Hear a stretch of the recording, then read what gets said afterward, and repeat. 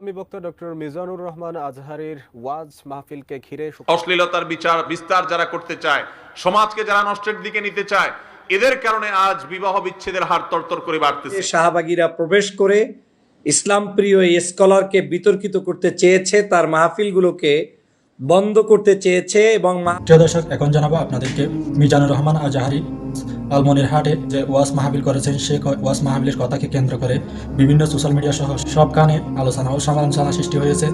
দর্শক, ইতিমধ্যে শাহবাগীদেরকে ফয়জুল হক হুমকি দিয়েছেন। মিজানুর রহমান আজহারী এই ভিডিওর মধ্যে কি কথাগুলো বলেছেন আর ফয়জুল হক তাদেরকে কিরকম হুমকি দিয়েছেন, ভিডিওর বিস্তারিত রয়েছে। ভিডিওটি স্কিপ না করে সম্পূর্ণ দেখার জন্য অনুরোধ রইল।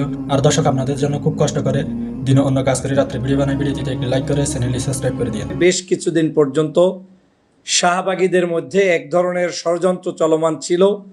বিভিন্ন দলের মধ্যে মতের মধ্যে শাহবাগীরা প্রবেশ করে ইসলাম প্রিয় এই স্কলারকে বিতর্কিত করতে পরিমাণ আপনাদের নিরাপত্তা ব্যবস্থা যেমন ছিল, প্যান্ডেলের ব্যবস্থা ছিল, তাদের পর্যাপ্ত পরিমাণ যাতায়াতের সমগ্র সুন্দর ব্যবস্থাপনা ছিল। পাশাপাশি তারা সেখানে মানুষের অজু এবং স্টেঞ্জা সহ বিভিন্ন ধরনের আয়োজনে যাতে কোনো বিঘ্ন না ঘটে, সকল ধরনের আয়োজন তারা সেখানে করেছে এবং ডিজিটাল যে সিস্টেম চালু করেছে সেখানে, সেই সিস্টেমের মধ্যেও তাদের মধ্যে একটি নতুনত্ব ছিল। তারা সবকিছু সুন্দরভাবে করতে পেরেছে।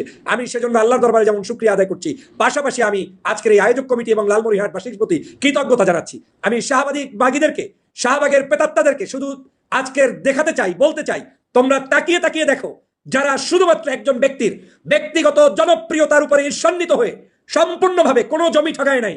তোমার এই আজহারী সাহেব তোমার কোনো ব্যক্তির কোনো ক্ষতি করে নাই, বাংলাদেশের কোনো মানুষের কাছে লেনদেন করে নাই, বাংলাদেশে কোনো প্রতিষ্ঠান খুলে তোমার প্রতিষ্ঠানের ক্ষতি করে নাই।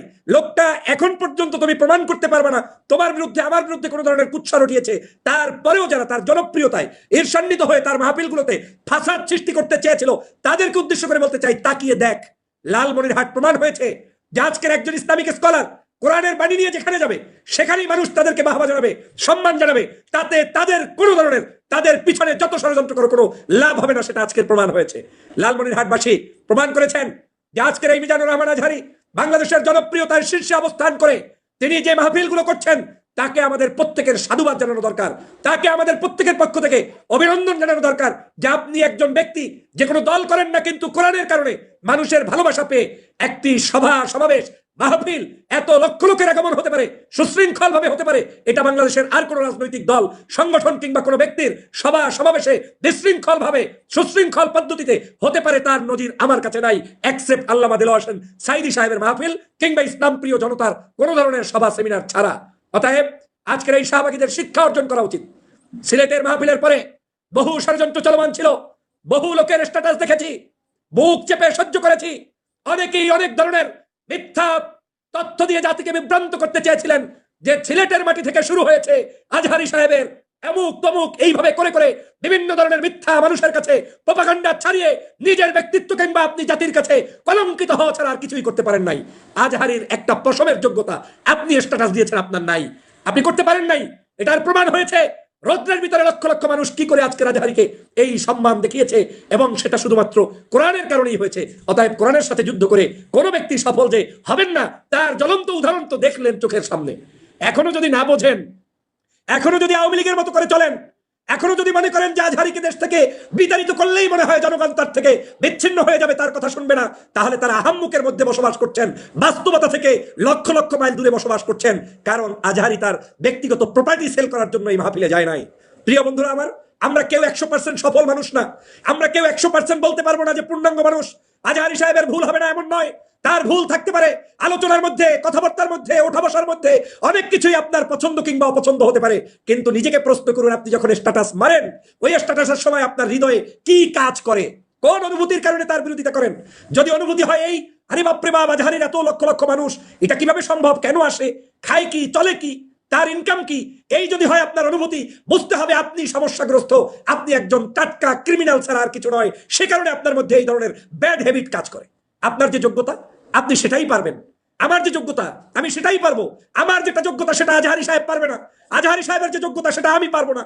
কিন্তু আমরা একে অপরকে যদি মেনে নেওয়ার মানসিকতা, উৎসাহ দেওয়ার মানসিকতা, মানুষের প্রতি মানুষের ভালোবাসা প্রকাশ করতে পারতাম, এই সমাজটা হিংসা বিদ্বেষ মুক্ত একটি সুন্দর সমাজ হয়ে যেত। শাহবাগীরা বাংলাদেশের বিভিন্ন দলে, বিভিন্ন মতে, বিভিন্ন আদর্শে প্রবেশ করা শুরু করেছে। 13 সালে তারা প্রকাশ্যে ছিল, প্রকাশ্যে বাংলাদেশের আলেমদেরকে ফাঁসি দিয়েছে, দেশপ্রেমিক মানুষদেরকে ফাঁসি দিয়েছে, কিন্তু যখন তারা তার নেত্রী শেখ হাসিনা পালিয়ে যেতে বাধ্য হয়েছে, তখন তারা এখন এই শাহবাগের পেতাত্তা দালালগুলোকে বিভিন্ন সংস্থার মধ্যে প্রবেশ করিয়ে দিয়ে গণতন্ত্রের নামে বিভিন্ন ছদ্মবেশে, মুক্ত স্বাধীনতার ছদ্মবেশে ইসলামের বিরুদ্ধে কুৎসা রটানোর জন্যই তারা মাঠে নেমেছে, আর কোনো কাজ নেই। আপনি আইডি খোঁজ করে দেখবেন, নীতিবাক্য ছাড়ে লোকটা গত 16 বছরে শেখ হাসিনার বিরুদ্ধে একটা স্ট্যাটাস দেয় নাই। নীতিবাক্য ছাড়ে জুলাই বিপ্লবে একটা অবদান নাই। নীতিবাক্য ছাড়ে শহীদ হয়েছে সেই মানুষদের জন্য একটা অবদান নাই, তাদের জন্য কোনো আয়োজন নাই। কিন্তু ওই নীতিবাক্য ছাড়ে কে? ছাড়ে শাহবাগীরা। কিন্তু ছাড়ে কি নাম দিয়া? নাম দেয় আপনার আমার শুভাকাঙ্ক্ষী সেজে। অতএব এই টাউট বাটপারগুলোকে নিশ্চিহ্ন করার জন্য প্রত্যেকটি ঘরে ঘরে আজহারি দরকার। এই ডক্টর মিজানুর রহমান আজহারি সাহেবদের মতো মানুষরা আমার বিরুদ্ধে, আপনার বিরুদ্ধে হাজারো কথা বললেও আপনাকে সমর্থন করা দরকার, কারণ তিনি কোরআনের কথা বলবেন। কোরআন নিয়ে, কোরআনের জলসা নিয়ে, কোরআনের মাহফিল নিয়ে কোনো ষড়যন্ত্র যে কাজ হয় না তার প্রমাণ আজকে দেখলেন, চোখের সামনে দেখলি। শাহবাগীরা সাবধান হও, শাহবাগীরা এখনো ইজ্জত থাকতে মুখ বন্ধ করো। বাংলার জমিনে বাংলাদেশের এই জাঞ্জিদের হৃদয় থেকে কোরআনের আয়াতকে তোমরা বিচ্ছিন্ন করতে পারবে না। যারা যারা মনে করেছো নারায়ে তাকবীর আল্লাহু আকবারের ধ্বনি সহ্য হয় না, আল কোরআনের আলো ঘরে ঘরে জ্বলো সহ্য হয় না, তাদের জন্য বাংলাদেশ নয়। এই বাংলাদেশ শাহজালালের বাংলাদেশ, শাহপরানের বাংলাদেশ, শাহ মাকদুমের বাংলাদেশ, পিরাউলিয়ার বাংলাদেশ। এই বাংলাদেশে প্রত্যেকটি ঘরে ঘরে লোকটি যে আদর্শ করুক না কেন, তিনি তার মুখ থেকে বলবে আল কোরআনের আলো ঘরে ঘরে জ্বলো। যারা শাহবাগীর অনুসারী তারাই এই মিছিল শুনতে কষ্ট পায়, অতএব ওদেরকে কষ্ট দেওয়াই আমাদের দায়িত্ব। ফয়জুল হক এই মানুষটির কথা শুনে আপনাদের কেমন লেগেছে? আপনাদের মতামত কমেন্ট বক্সে জানাতে ভুলবেন না। Subscribe now my YouTube channel.